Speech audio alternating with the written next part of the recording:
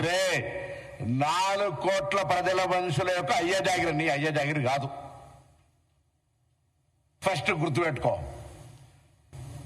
ఇలా ముందుగా బేషరతుగా క్షమాపణ చెప్పాలి. చనిపోయినటువంటి కళాకారుడు గద్దార్ గారికి, గద్దార్కు కారు కొనిచ్చినా అని చెప్పి చనిపోయిన వ్యక్తుల గురించి మాట్లాడడమే అప్రస్తుతం.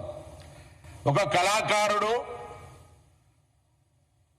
ఒక భావజ్వాల వ్యాప్తికి సంబంధించిన వ్యక్తి చనిపోయి అమరుడై అతన్ని మేము ఈరోజు తెలంగాణ ఉద్యమానికి సంబంధించినటువంటి ప్రజాస్వామికవాదిగా ఆయనను గౌరవించుకునే సందర్భంలో ఆయన కారు కొట్టించినా అని చెప్పి ఈరోజు నేను తెలంగాణలో ఉన్నటువంటి అన్ని దళిత వర్గాలు ఒకసారి ఆలోచన చేయాలి. ఆయన అహంకారం ఇయ్యాల కూడా మేము ఏ అహంకారానికి వ్యతిరేకంగానైతే పోరాడినామో, ఏ దురహంకారం అయితే మా మీద ఆధిపత్యం చెలాయించద్దనుకున్నామో అదే దురహంకారము, అదే ఆధిపత్యంతో ఇలా మాట్లాడుతూ ఉన్నాడు. మేము ఎన్నడూ కూడా చెప్తాను, వీళ్ళ కూడా రాజకీయ పరంగా ప్రజాస్వామిక భారతదేశంలో తెలంగాణ కూడా అంతర్భాగమే. మేము కూడా అనేక సందర్భాల్లో ఆంధ్రాకి వెళ్తాము. Andhra, Telangana is a separate states, Telugu రాష్ట్రాలు. కానీ ఆయన మాట్లాడినటువంటి ప్రెస్ కాన్ఫరెన్స్ చూస్తూ ఉంటుంటే ఇది పాకిస్తానా ఇండియా అని మళ్ళీ మాట్లాడుతూ ఉన్నాడు, పాస్పోర్ట్ తీసుకోవాలని. ఈ మైండ్ సెట్ తీసేయండి. ఆయన శాసనసభలు ఉన్నారు, ఇలా పార్లమెంట్ గురించి ఐడియా లేదు. నేను పార్లమెంటు తెలంగాణ బిల్లు అయ్యే సందర్భంలో ప్రత్యక్ష సాక్షి. అంతకంటే ముందు కూడా చిన్న బిల్లు వస్తే కూడా నేను అనేక సందర్భాలు చెప్పిన ఈ పార్లమెంటరీ వ్యవస్థలో తెలిసి మాట్లాడుతున్నా, తెలియక మాట్లాడుతున్నా, తలుపులేసి పార్లమెంటులో బిల్లు తెచ్చుకున్నారని చెప్తారు. ఇప్పటికీ ఇంత కక్ష, ఇంత అక్కసు తెలంగాణ మీద మాటల్లో మాట్లాడుతూనే మళ్ళీ తెలంగాణ మీద అక్కసు వెళ్ళకొస్తా ఉన్నాడు. ఇది మంచిది పద్ధతి కాదు.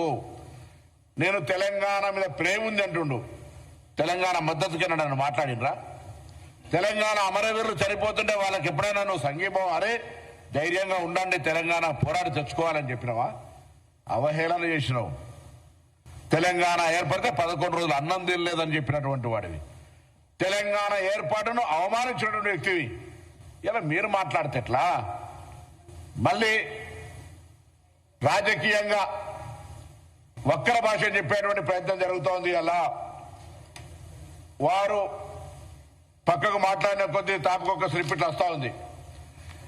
పాపం పవన్ కళ్యాణ్ గారిని పేడ్ ఆర్టిస్టు, రేపు పొద్దున నిజంగా నాగరంలో బాగా డబ్బులుంటే నేను కూడా ఆయన ఒక పాత్రకి ఎంగేజ్ చేసి ఈ విధంగా మాట్లాడగలగడానికి అవకాశం. ఎందుకంటే ఆయనకు వచ్చే చిట్టీలు భారతీయ జనతా పార్టీ నుంచి వస్తున్నాయి, టీఆర్ఎస్ పార్టీ నుంచి వస్తున్నాయి. తెలుగు స్క్రిప్ట్ రాసుకొని మాట్లాడతారు.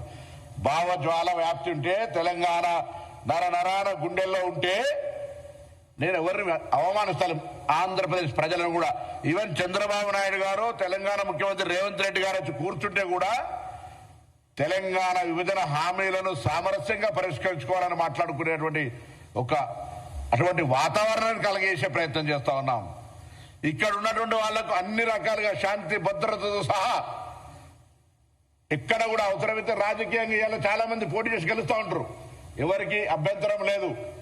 ఏమనంటే కొండగట్టుకు పైసలు ఇచ్చినండి, నీ అయ్యే జాగిరియా పైసలు? తెలంగాణ ప్రభుత్వం, ఆంధ్రప్రదేశ్ ప్రభుత్వం వస్తే ఇంకొక మాట మాట్లాడతారు, రానియరా తిరగనియరా.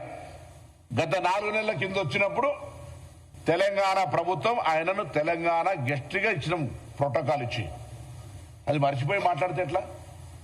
నువ్వు తెలంగాణ ఆవిర్భావ దినోత్సవం రోజు అందరినీ కట్టెబెట్టి గెలిగినట్టుగా నవనిర్మాణ తెలంగాణ ఆవిర్భావ దినోత్సవం, తెలంగాణ ప్రజలకు శుభాకాంక్షలు చెప్తారా?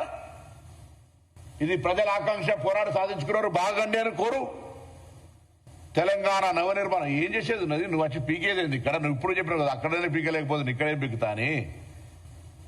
మళ్ళెందుకు ఇట్లా అనేటి ఒక మాటలు, చెప్పేది ఒక మాట. స్క్రిప్ట్ పాప చక్కగా రాసిస్తలేరు బీజేపీలో, ఎవరో ప్రాపర్ గైడ్ చేస్తలేరు. అంతే ఒక మాట బీజేపీలో ఈయనతో పొత్తు కూడా పెట్టుకోమని చెప్పే పరిస్థితులలో, ఒకసారి పొత్తు పెట్టుకుంటామనే పరిస్థితులలో ఆలోచన ట్రస్ట్ ట్రావెల్ జరుగుతుంటది. ముందు ఒక ఆర్టిస్టును హీరోగా పెట్టుకోవాలంటే ముందు టెస్ట్ డ్రైవ్ చేస్తున్నాడు, అంటే స్క్రీన్